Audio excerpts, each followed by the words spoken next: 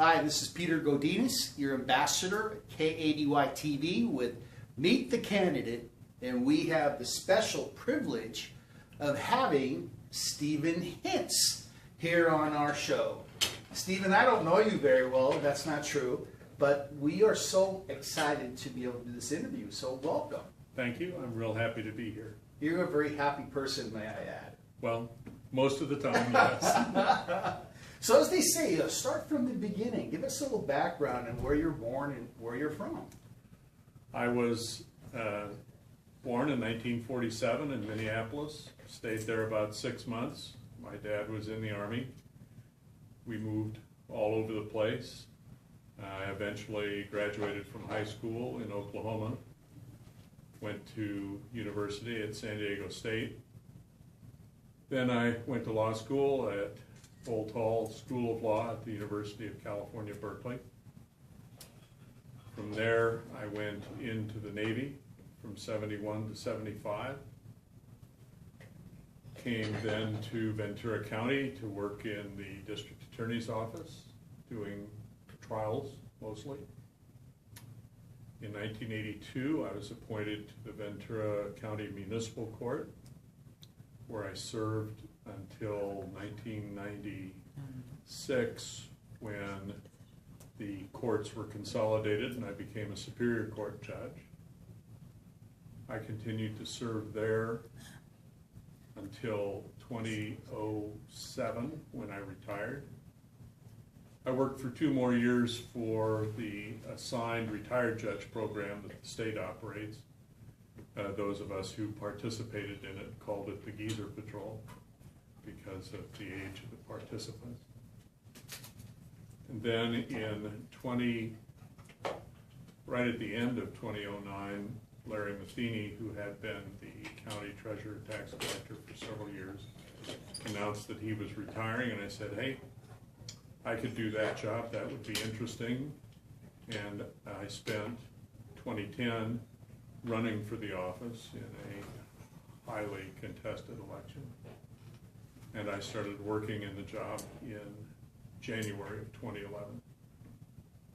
And because I don't have an opponent this time, I'm good until January of 2019. So I'll be serving another 4.5 years. Well, congratulations. Thank you. Just going back a little more in time, who were some of the people who were your mentors, let's say when you were earlier as while you were growing up? Well,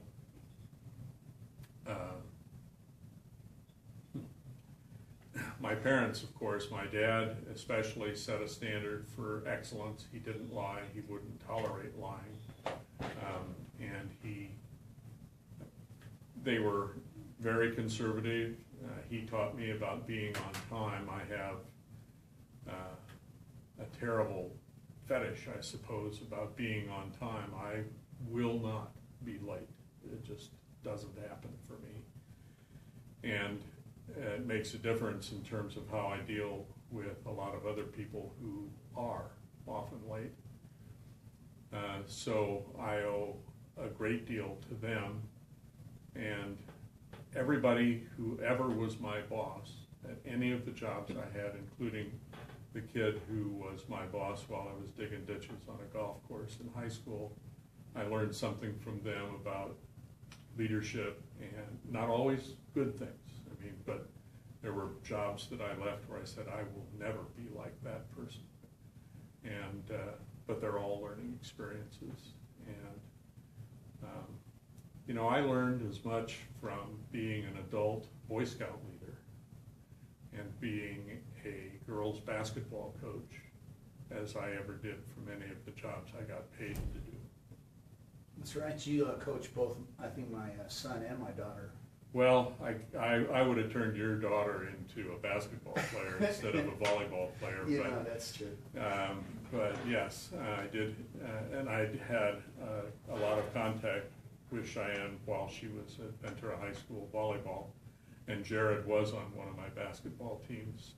That was a great experience for me. Now the mantra was, that's the way to play. That's the way to play. You know, you can't be shouting negative stuff out at those kids, it's not that they care, but the parents care. So you always think of something positive that you can encourage the kids. In that regard, my mentor was not Bobby Knight, who would throw his chair on the floor and slap his players. I favored a much more restrained and positive approach. I was witness to that, Stephen, so very much so. Brothers, sisters, anybody you want to claim? I'm it. I'm it.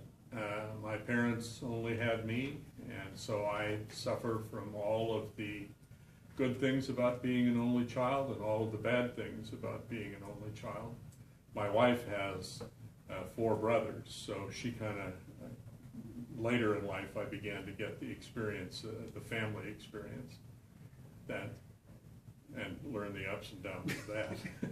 Well, being a very humble man, I know that you wouldn't say you're that academic, but as far as I'm concerned, what were some of your academic strengths while you were going through your formative years that you realized who you were going to become?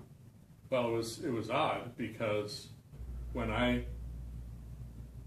my dad was fortunate that he spent 5 years at Fort Sill in Oklahoma right at the end of his career. So I was able to go through junior high school and high school all in one school system.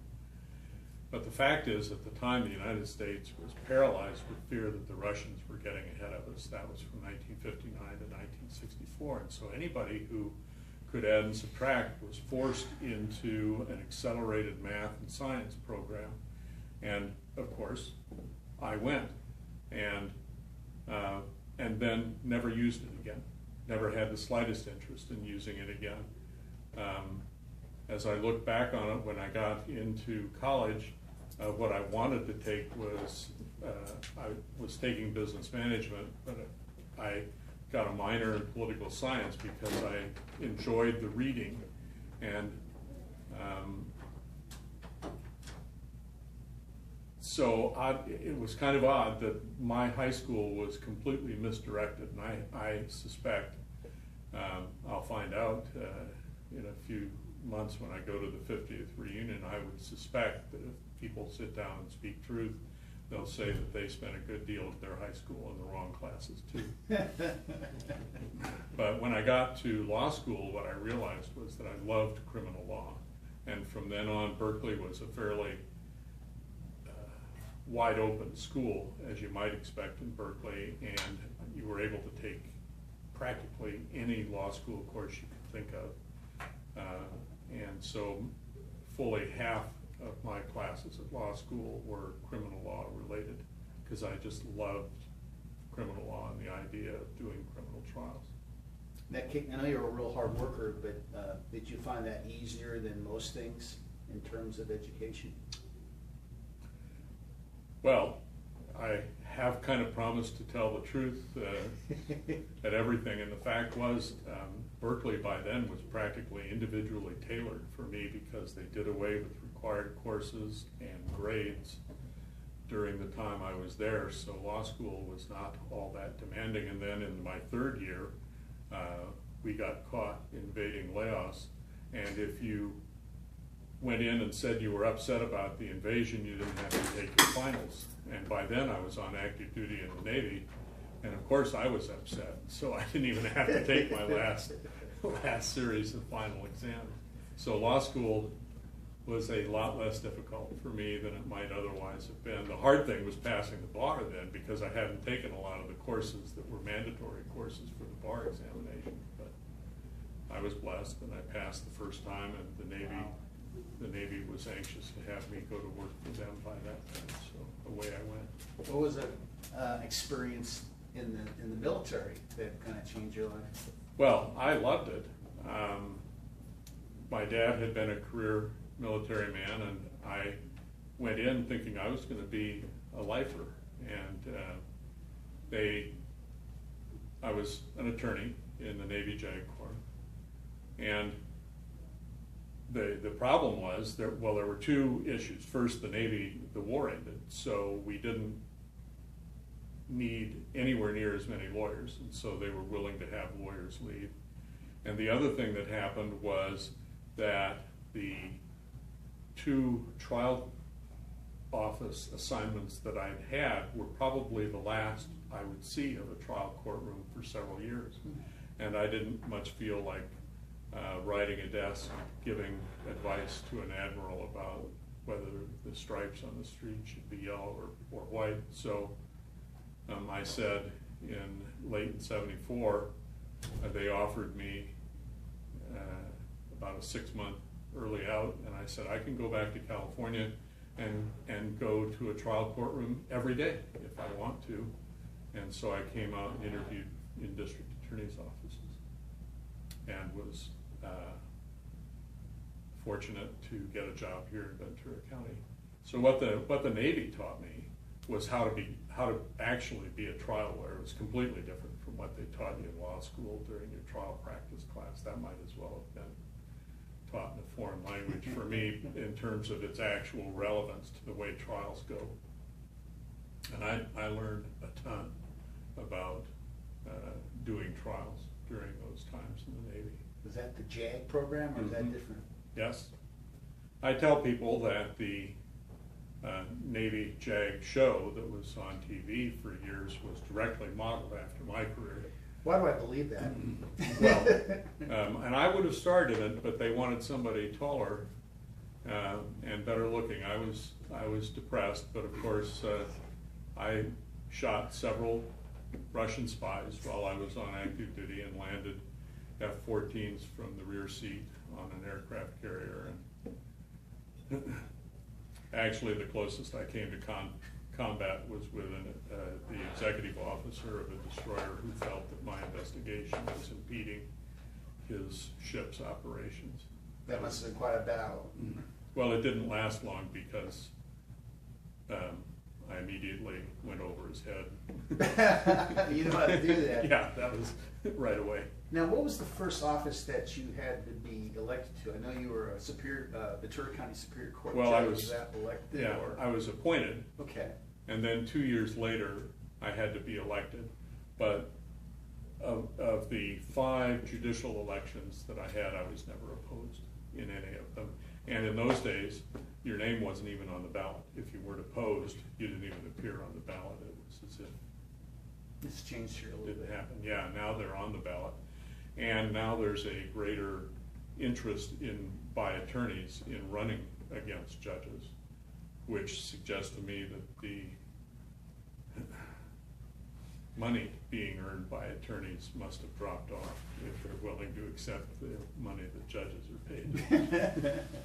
Now I'm getting a little too much into the politics. I want to back up, and I'm such a big fan of your family. In fact, I think a reality show should be Happiness with the Hintz should be coming up, but big fan of your wife. Tell me how you guys met. That's a romance story in itself. Well, it is a little different. SWAT team there. Can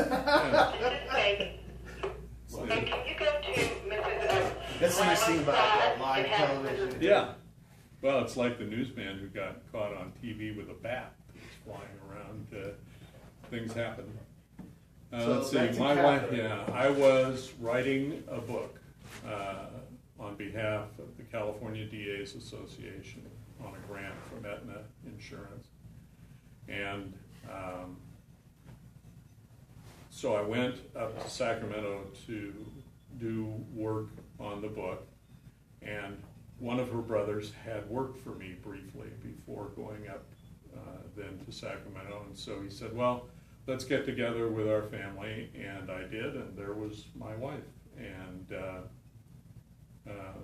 we didn't hit it off right away because she didn't like lawyers, but Told the truth, then, huh? yeah, until my election campaign in 2010, it was the hardest work I ever did, getting her off that position and into love with me. So that happened in 1980 and 81. We got married in 82, and she understands politics, understands campaigns, and she tolerates my many deficiencies, and she's a wonderful person. She told me she mistook you for Mark Harmon, so that's a different story. That could be, I turned out to be way more like Homer Simpson. You know, I would love to say that your two kids came from obviously beautiful genetics. So tell us about your son and daughter a bit. I have a son who's 30 in October. He was a good athlete for his size, which was only a little bit bigger than mine. He is working now. Take a message. He's working now as an investigator for the Burlington Northern Santa Fe Railroad in Bakersfield. I tell him all those other jobs that you had were good jobs, but finally you got a job with Warren Buffett, and that's a good thing. That is a good thing. And so anything that happens in his district, whether a train man sprains his ankle jumping off a car, or they kill somebody at a grade crossing, or they dump 20 railroad cars on the side of the track as a result of an accident, he investigates it. Wow. So, and he loves it. He's having a wonderful time. And he has a beautiful wife and a son who's 2 this month. Wow. So we're very proud. Are they going with Papa or Grandpa with you? Well, we're hoping that he's able to pronounce Gramps. Gramps. Right now, he's still he's still in the stage. Wow. But we'll take that. Just when you think that you get any better, you have a daughter like Katie. You know, I got used to coming home and finding 5 athletes, 5 boys standing in front of my refrigerator just eating things out of the refrigerator. And I thought, when he moved out and on, I thought, well, boy, that's great. And then the next thing I knew was I had 5 female athletes standing in front of the refrigerator just eating out of it. And that was, I suppose I should have been ready for that. But yeah, daughter Kate is 22 now, just graduated from UC Santa Barbara in a pre-med biology degree. And this is an example of one of the things that's wrong with California education. You'd think that if you went to a University of California and had an approved pre-med biology degree that she finished in 4 years with good grades, you'd be qualified to go to one of the UC nursing schools. But you aren't. She still had to take 6 other classes in order to be qualified to apply for a UC nursing school. And I'm thinking, well, what was the point of saying that you were pre-med going to biology? But be that as it may, she'll apply for nursing schools this fall. And her goal is to be a nurse practitioner within 3 years. Our future is set for us here.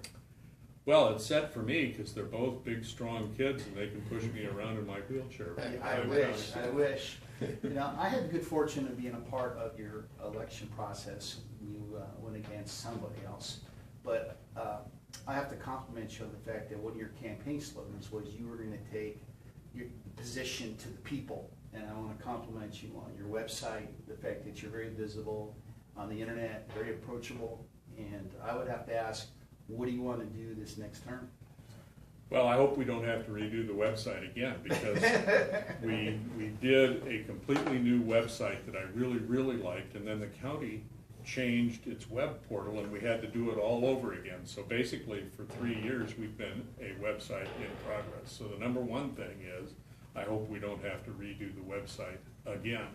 But it is a much more user-friendly website now.